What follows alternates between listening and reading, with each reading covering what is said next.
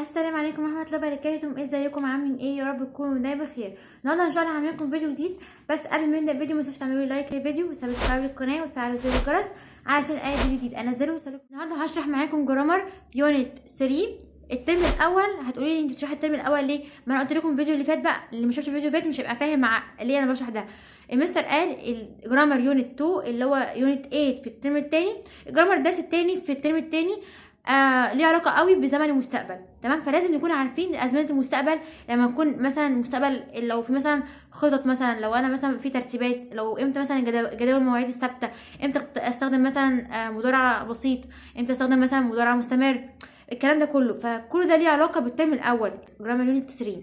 فلازم يا جماعه نبقى راجع على جرامر يونت 3 علشان هيجي كام سؤال، يعني هو كام سؤال كده، كام سؤال بس في التدريبات في جرامر يونت 8 اللي هو جرامر يونت 8. المستر قال كده، فلازم طبعا نراجع. وكده كده في ده كله مستر قال ان ده كله كده كده علينا في ثالثه، فلما نراجع مش هنخسر حاجه يعني، تمام؟ فانا هراجع بسرعه، مش بسرعه، انا هشرح برضو بالتفصيل مش هكروت، بس يعني مش عارفه، انا هشرح عادي ماشي. اول حاجه اشكال المستقبل. المستقبل عندنا 3 اشكال، يعني المستقبل عامه، المستقبل 3 اشكال: يا فيوتشر بيرفكت مستقبل تام، يا فيوتشر كونتينوس يعني مستقبل مستمر، يا فيوتشر سيمبل مستقبل بسيط.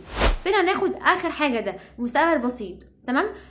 المستقبل البسيط ليه 4 اشكال، يعني ممكن نعبر عن زمن المستقبل البسيط ب4 طرق. هناخد ال4 اشكال دول في الفيديو ده، تمام؟ هو تقريبا هو ده المطلوب مننا، ماشي؟ فهناخد الشكل الاول اللي هو الفيوتشر بسيط، اللي هو مستقبل بسيط. انا اول حاجه بستخدم ايه؟ ويل. اول حاجه تيجي على بالنا ده طالما مستقبل ويل على طول.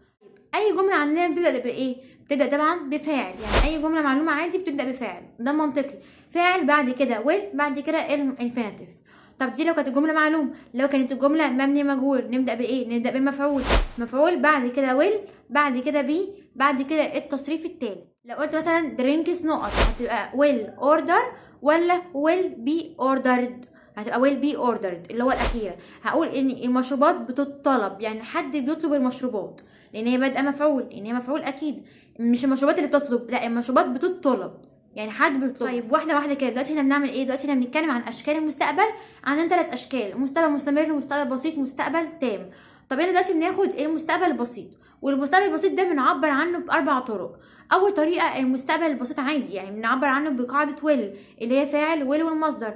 طيب قاعده ويل فاعل ويل والمصدر دي ليها استخدامات، فين هناخد الاستخدامات كلها، تمام؟ اول استخدام معانا بتيجي مع التوقع او التنبؤ اللي هو بريدكشن. لو انا مثلا قلت اي ثينك ذا الاهلي نقط ذا كاب، انا هنا هقول ويل وين، يعني انا بتوقع ان الاهلي سوف يفوز. وبعدين كمان كلمه ثينك دي من الكلمات الداله على زمن المستقبل البسيط، يعني مثلا think predict expect hope believe sure perhaps probably او suppose. كل الكلمات دي مع افتراضات او اعتقادات.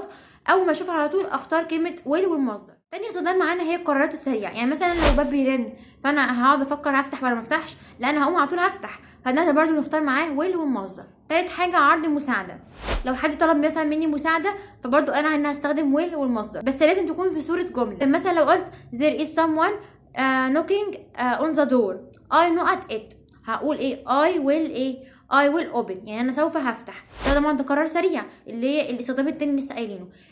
الاستخدام التالت على كلمه عرض المساعده، لو مثلا قلت this bag looks heavy، يعني انا بقول ان الشنطه دي تبدو انها تقيله، ف I know at you يعني انا سوف اساعدك، ده على طول عرض مساعده، فهقول I will help. طيب رابع حاجه اللي هو الطلب request، اي طلب بختار برضو فيه القاعده will والمصدر. انا قلت will you open the door please، يعني مثلا ممكن تفتح لي الباب من فضلك، برضو انا بطلب حاجه من حد او اقدم مساعده، يعني لو انا هقدم مساعده لحد او هطلب حاجه من حد في كلتا الحالتين هستخدم will.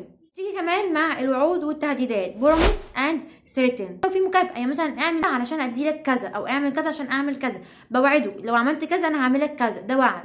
مثلا لو نجحت هجيب لك عربية مثلا، يعني تمام، ده وعد. اما كلمة تهديد بيكون معانا كلمتين، يعني غالبا كلمة or او otherwise هو يعني ما تعملش كده والا كذا كذا، او فاهمين؟ يعني في تهديد. قلت study hard or I not you I will punish you، يعني معناها ذاكر بجد والا انا اعاقبك. لو قلت كمان مثلا I not the money back next week I promise you، يعني انا سوف هدفع لك الفلوس في الاجازه او الاسبوع الجاي، انا وعدتك. طب هو حاطط لي كلمه بروميس، مش لازم اترجم، هو على طول اختار ويل والمصدر. سادس استخدام معانا هو التنبؤ بس بدون دليل، لان لو جاي التنبؤ بدليل اختار going to اللي هو am او is او are زائد going to زائد المصدر. ونقف وقفه بقى هنا ان الصفات الشخصيه والمهارات لا تعتبر دليل. يعني مثلا لو قال لي ان مثلا البنت دي مثلا شاطره، فهل انت مثلا متوقع ان انت انها مثلا تنجح في الامتحان ده؟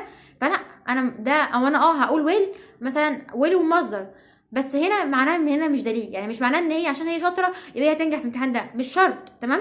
فاقصد يعني اي صفه شخصيه او مهاره، يعني مثلا اني دايما مثلا النادي ده دايما شاطر، ملوش علاقه ان النادي ده مره يكسب، ما ممكن ما يكسبش.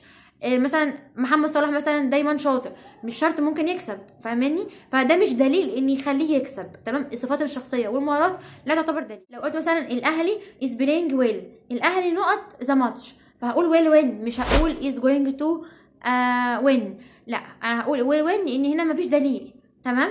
لان دي صفه شخصيه او مهاره ما تعتبرش، لا تعتبر دليل. طيب سابع نقطه معانا وهي كلمه الحقيقه المستقبليه. سابع استخدام، يعني انا مثلا الشهر الجاي هيبقى عندي 16 سنه، تمام مثلا، فده معناه اني يعني هو غصب عني وغصب عنك وغصب عنك وغصب عن الكل، كده كده هتم 16 سنه الشهر الجاي. فدي حقيقه مستقبليه محدش ليه دخل فيها، يعني حاجه هتحصل غصب عن الكل، مفيش حد ليه دخل فيها، فدي معناها حقيقه مستقبليه. فحاجه زي كده هستخدم فيها ال will والمصدر. مثلا لو قلت next Friday my mom نقط years old، فهقول will be 16 مثلا years old. تمام؟ 16 طبعا ده مش منطقي. مثلا will be مثلا 33 مثلا years old. تمام؟ مثلا يعني بحط رقم افتراضي. تمام؟ فمهم يعني لما يكون جاي لي مثلا ان ده مثلا هيبقى عنده كذا، هيبقى عنده مثلا السنه الجايه كذا كذا، ده will be على طول. تمام؟ يعني دي حقيقه مستقبليه. ده كان الشكل الاول اللي هو will والانفينيتيف. الشكل الثاني معانا من الاشكال اللي بتعبر عن المستقبل البسيط هي am او is او are زائد going to زائد الانفينيتيف. لو كانت الجمله معلومه. طب لو كانت الجمله مبني مجهول هقول am او is او are زائد going to be زائد التصريف الثالث، زي will برضو بالظبط. لو مثلا قلت the house not is going to paint ولا is going to be painted، فتبقى طبعا الاخير اللي هي is going to be painted، لان الهاوس هيدهن، يعني حد هيدهنه، حد هيدهنه قصدي، مش هو اللي هيدهن نفسه.